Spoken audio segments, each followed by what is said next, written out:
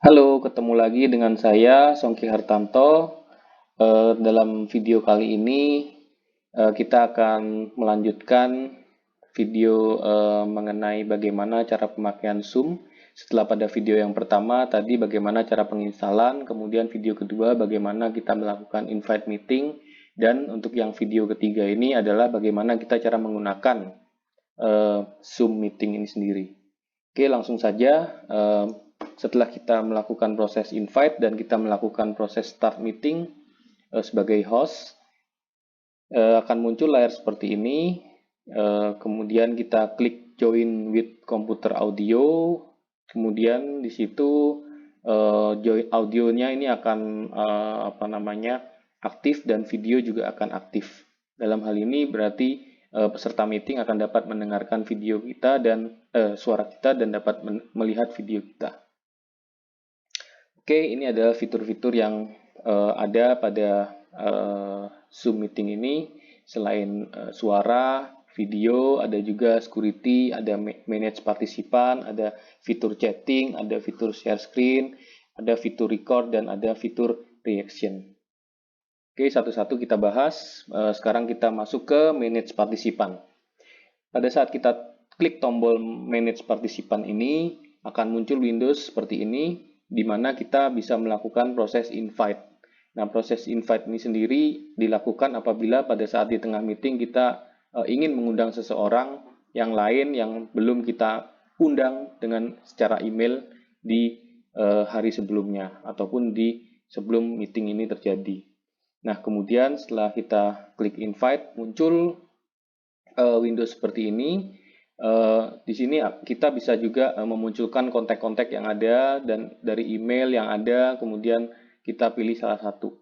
Ataupun kita dapat juga melakukan proses yang berbeda, seperti misalkan kita mengcopy URL, mengcopy invitation, kemudian kita kirimkan by WA, WA personal ataupun WA group, ataupun kita invite melalui grup-grup yang lain, misalkan grup email ataupun yang lainnya. Nah, setelah itu kemudian kita sampaikan meeting password itu sendiri di grup tersebut supaya memang orang yang dituju yang memang dapat untuk masuk ke dalam meeting tersebut. Nah, setelah invitation meeting tersebut dikirimkan, si peserta meeting tersebut akan join terhadap meeting tersebut. Nah, setelah itu tidak bisa langsung masuk ke dalam meeting yang kita arrange tersebut.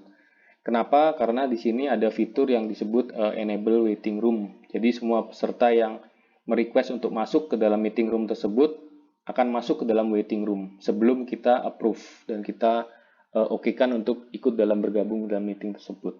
Nah, setelah semua partisipan mengikuti meeting, sudah masuk semua, kita dapat melakukan log meeting ya.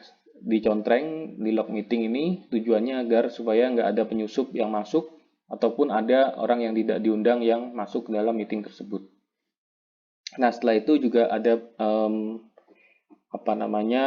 partisipan dibolehkan melakukan proses share screen, chatting ataupun rename themselves.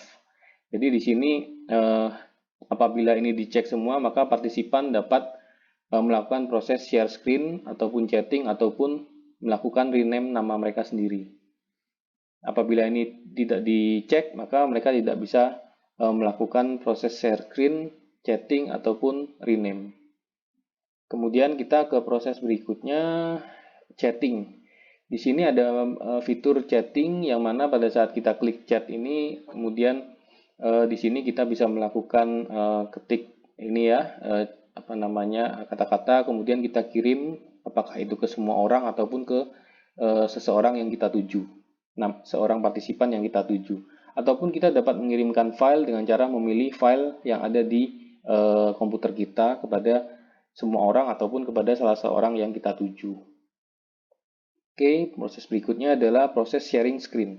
Nah, pada saat proses sharing screen ini, sebelumnya kita harus melakukan unmute atau video ini harus dimatikan. Nah, sehingga di sini kita bisa melakukan proses share screen.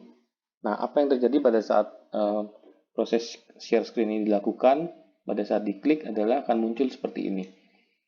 Nah, di sini akan muncul pilihan screen mana yang akan kita sharing kepada peserta meeting.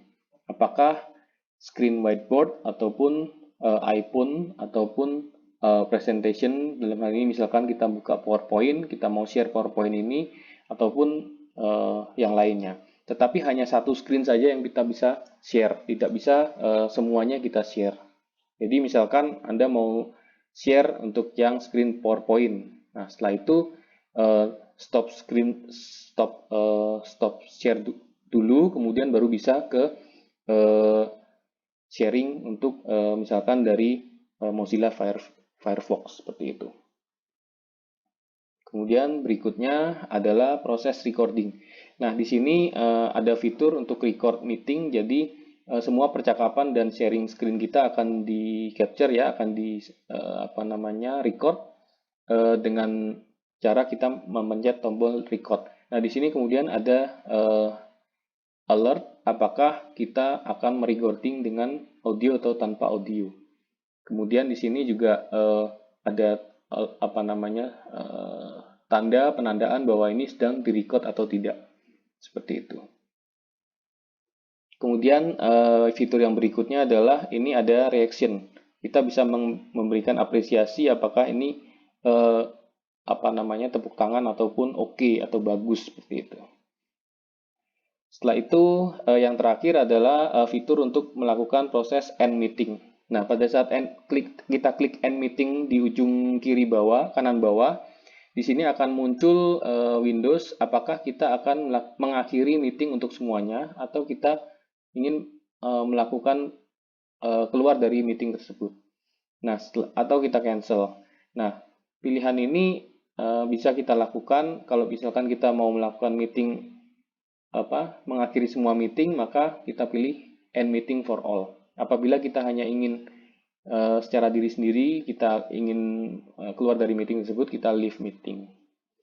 Oke, mungkin sekian dari saya, cukup. Terima kasih. Silakan untuk subscribe dan apabila ada pertanyaan silakan untuk diketik di chatting di bawah ini. Terima kasih.